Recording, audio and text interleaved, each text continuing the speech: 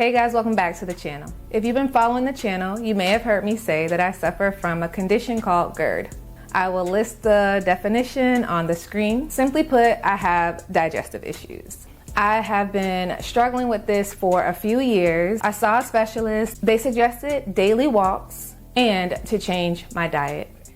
So in today's video, I just wanted to share things that I no longer eat as someone who suffers with Gerd. But before I get started, if you're not subscribed to the channel, please consider subscribing or liking the video or simply sharing it with someone who you think would benefit from it, as it truly helps out the channel. First up on my list are tomato-based products. You've heard me share this before. I can't eat tomato sauce anymore. So this is tomato soup. I love tomato soup. I had to take that completely out of my diet. And tomato puree, which I would use for marinara sauce. Next on the list is pancake mix and flour tortillas. Can't eat it anymore. These are trigger foods for me. All right, moving on to sauces. Things like barbecue sauce or hot sauce. I can't eat these anymore. Eggs. Egg yolks are a trigger for me. So I don't eat boiled eggs anymore or scrambled eggs. They cause acid reflux. I can't have them anymore.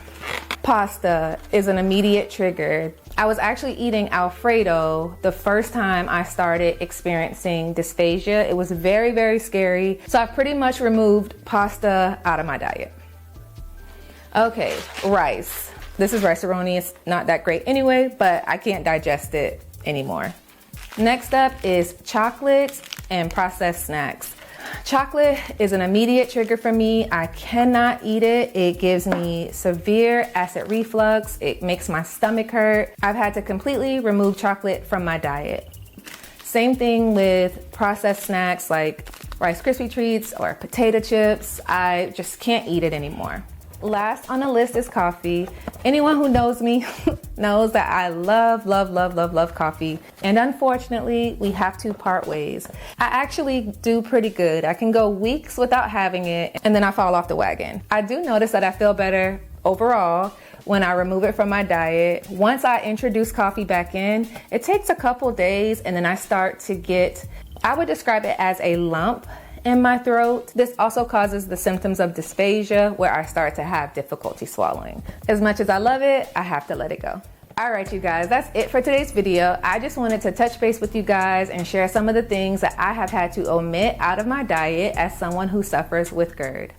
I want to hear from you guys. What are some of the things that you have had to omit from your diet? As this isn't a one-size-fits-all thing, what may be a trigger food for me may not be a trigger food for you. Let's connect in the comments. Do you have Gerd? And if so, how long have you had it? And then what have you had to omit from your diet?